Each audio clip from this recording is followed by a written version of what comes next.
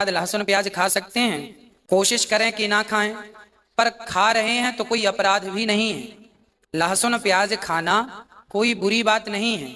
हाँ, तामसी होता है, इसीलिए लोग लहसुन प्याज को इग्नोर करते हैं। जैसे हमारे यहाँ मतलब यहाँ गौरी गोपाल अन्न क्षेत्र चलता है ना, 3 से 4 हजार लोगों का भोजन यहाँ रोज बनता है, परंतु किसी भी दिन किसी भी प्रकार से लहसुन प्याज का उपयोग यहाँ के भोजन में नहीं किया जाता।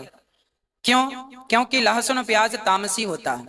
वैसे तो आयुर्वेद में लहसुन को अमृत की उपाधि दी गई है, प्याज को अमृत की उपाधि दी गई। आप लहसुन प्याज खा सकते हैं, पर दवाई के तौर पर, है ना, दवाई के तौर पर। जैसे मैं अपनी बात बताऊं, जब बहुत गर्मी पड़ती है ना, जैसे मार्च खत्म होता है और अप्रैल शुरू होता है, तो मार्च अप्रैल के बीच में ना बहुत गर्मी की शुरुआत होती है।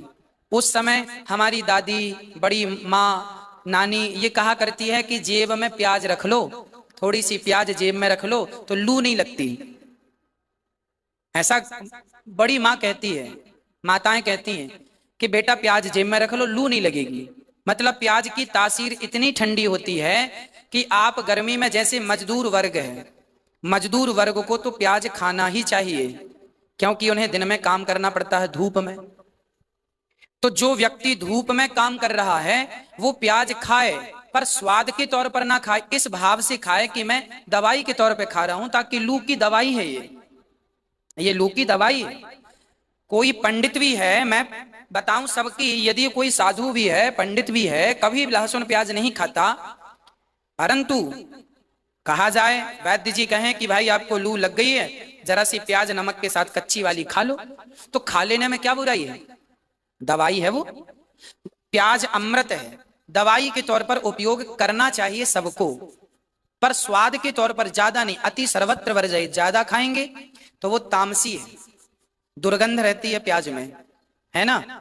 और भगवान को भोग इसलिए नहीं लगती। लहसुन प्याज की उत्पत्ति कहां से हुई वो भी मैं आपको विस्तार से समझा दूं, ताकि लहसुन प्याज का यह खटका आपका बार बार का समाप्त हो जाए।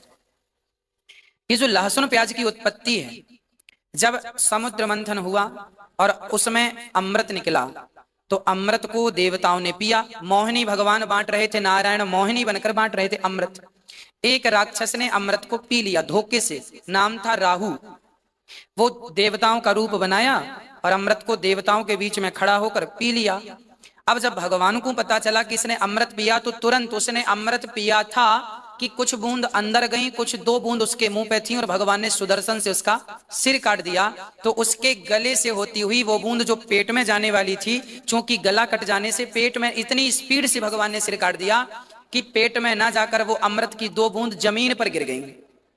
अमृत की बूंद जमीन पर गिरने से 1 बूंद लहसुन हो गई, 1 बूंद से प्याज हो गई।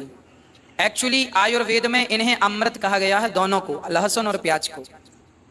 परंतु चूंकि एक राक्षस के गले से गुजरी है तो ये जूठी है, इसीलिए ये भगवान को भोग नहीं लगती, क्योंकि एक राक्षस के गले की जूठन है।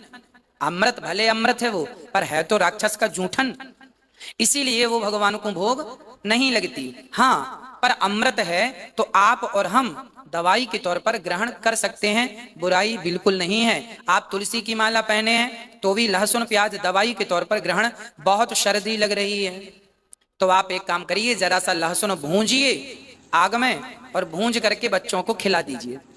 आप भी जरा लहसुन की 4-6 कली भूंज करके खा लीजिए। सर्दियों में शरीर गर्म रहता है, उससे सर्दी नहीं लगती, जल्दी बीमार नहीं पड़ता आदमी।